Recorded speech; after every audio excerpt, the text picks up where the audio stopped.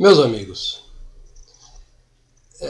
eu tenho recebido muitos e-mails comentando a minha opinião de que nós estamos vivendo um bom momento político e institucional com o enquadramento dos líderes do Mensalão, à exceção do presidente Lula, que escapou ao processo, por conta, eu acho que primeiro por causa da incredulidade que desde o início tomou conta dessa gente, e segundo porque em paralelo nós estamos vivendo uma imersão como nunca houve, não só no Brasil, mas no mundo inteiro, na chamada Revolução Gramsciana. Portanto, são duas coisas inseparáveis. Eu comemoro a questão do Mensalão porque se fossem contrários, se não dessem nada isso aí, nós teríamos um passo largo na direção da fusão entre o partido e o Estado. E onde isso aconteceu, na Alemanha nazista, na União Soviética Comunista, mesmo na China, aí a coisa não é brincadeira, você tem o totalitarismo cru. E qual é o motivo disso? As instituições de Estado, eles têm, os burocratas do governo têm direitos e têm deveres. E há um certo senso de responsabilidade. Então a gente está vendo aí dos ministros do STF que eles têm um grande senso de responsabilidade, um senso do Estado, um senso da coisa coletiva. Partido não, seja o Partido Comunista, o Partido Nazista, o petista, os caras atuam como gangue, sem nenhum freio legal, sem nenhum freio moral, é o poder pelo poder na sua forma mais crua, na sua dimensão mais dantesca, vamos dizer assim. Então, a comemorar isso é importante e separar isso, por quê? Porque isso nos garante pelo menos mais 10 anos de paz social, de paz política, e de que aqui não vai triunfar a fusão do partido com o Estado, portanto não vai triunfar o totalitarismo. Uma outra coisa, bem outra, é essa questão da Revolução Gramsciana que na verdade se confunde com uma série de outros procedimentos revolucionários que têm acontecido desde a meados do século passado, a começar pela questão dos direitos humanos. Eu tenho escrito sobre isso, até dei um curso sobre esse assunto, e ele é muito importante. Esse movimento ele é mundial, ele não é nacional meramente. O Brasil é um reflexo do que acontece no mundo. E o que nós temos? Primeiro, quando aconteceu a Segunda Guerra Mundial, as pessoas que se debruçaram sobre fenômenos, filósofos, cientistas políticos, o que é que nós tivemos? Que todo mundo achou que o antídoto para o totalitarismo era essa visão dos direitos humanos assentada no justnaturalismo. Imediatamente a turma da esquerda tomou conta dessa bandeira e expandiu essa coisa para níveis nunca imaginados, não é? Então aquilo que era mal ficou bem por conta dos direitos humanos, aquilo que era mal, que era vício, virou virtude, e a pretexto de proteger minorias passou-se a proteger vícios, e por aí foi. O objetivo final dessa gente é destruir o cristianismo, destruir o capitalismo, destruir a chamada sociedade ocidental. Esse movimento, na Europa, ele chegou no seu limite. Nós estamos vendo aí a crise da social-democracia, é a crise da crença nos direitos humanos. A coisa não foi menor nos Estados Unidos. A gente está vendo Obama, o Partido Democrata, todo esse conjunto de teses da social-democracia e dos direitos humanos está lá. Mesmo o Partido Republicano tem sido colaborador nesse processo. E o resultado dos Estados Unidos foi o mesmo da Europa. Ao longo do século XX, nós tivemos o crescimento do Estado, nós tivemos o crescimento da intervenção estatal por regulação, nós tivemos, enfim, esse monstro que está aí. Então, o monstro é nos Estados Unidos, o monstro é na Europa e o monstro é aqui.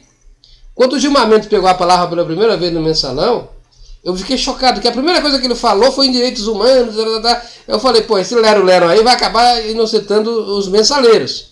Mas no final não foi isso. Ele apenas colocou a questão teórica que para ele é cara. E não só para ele. Para todos os ministros. Todo mundo lá reza nessa cartilhazinha.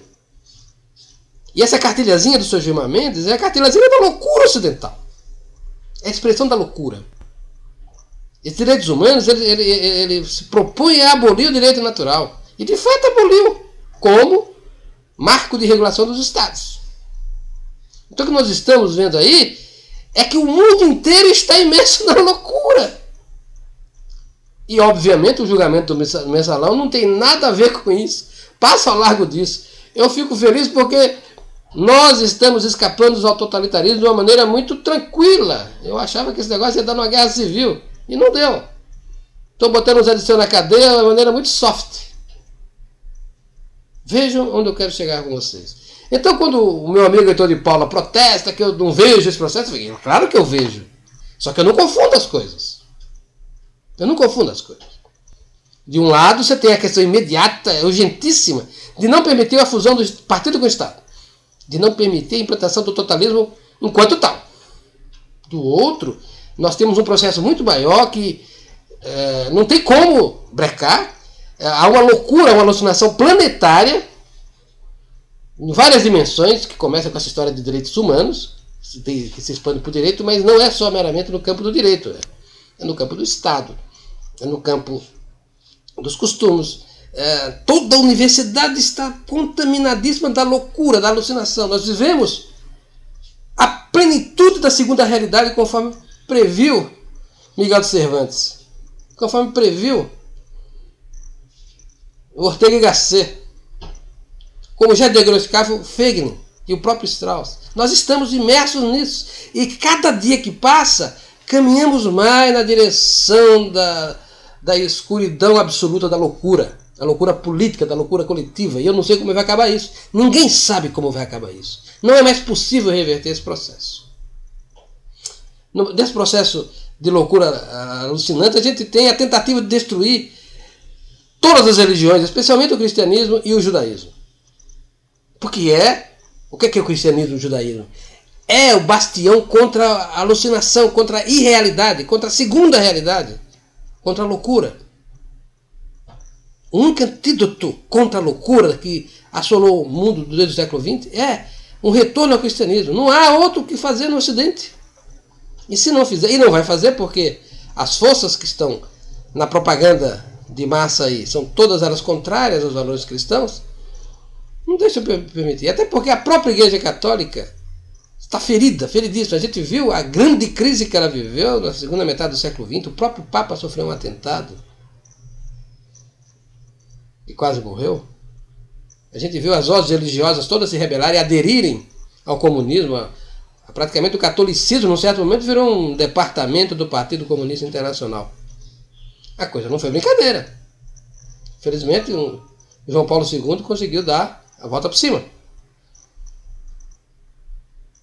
Então nós estamos diante daí, portanto, de dois fatos. Um é o julgamento do Mensalão, que eu tenho dito aqui que é uma coisa boa, conseguiu chegar em bons resultados, e o principal disso é que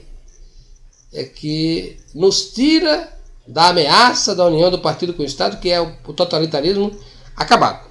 A outra coisa é a alucinação ampla da revolução dos costumes e etc., que é uma coisa que o Ocidente inteiro sofre, que é o agigantamento do Estado, essa exorbitância do Estado. E em alguns lugares, como na Europa, está muito pior que aqui. Nós temos ainda condições de sair da crise da social-democracia de uma maneira barata. A Europa não. E a grande pergunta que fica no ar é o seguinte: como fica a ameaça da violência política, que está sempre permanente? Eu não sei. Eu não sei o que vai acontecer. Eu sinto que os tempos de hoje estão muito parecidos com aquilo que foi vivido nos anos 30. A desordem, a anarquia, as forças obscurantistas do mal, o mal alavancado pelo poder de Estado no seu limite mais bruto, como foi feito pelo nazismo e pelo comunismo. É disso que nós estamos falando, minha gente. Mas isso não impede que a gente perceba o real. E o real é o seguinte: o julgamento do Mensalão foi uma surpresa agradável e uma coisa muito boa para nós brasileiros.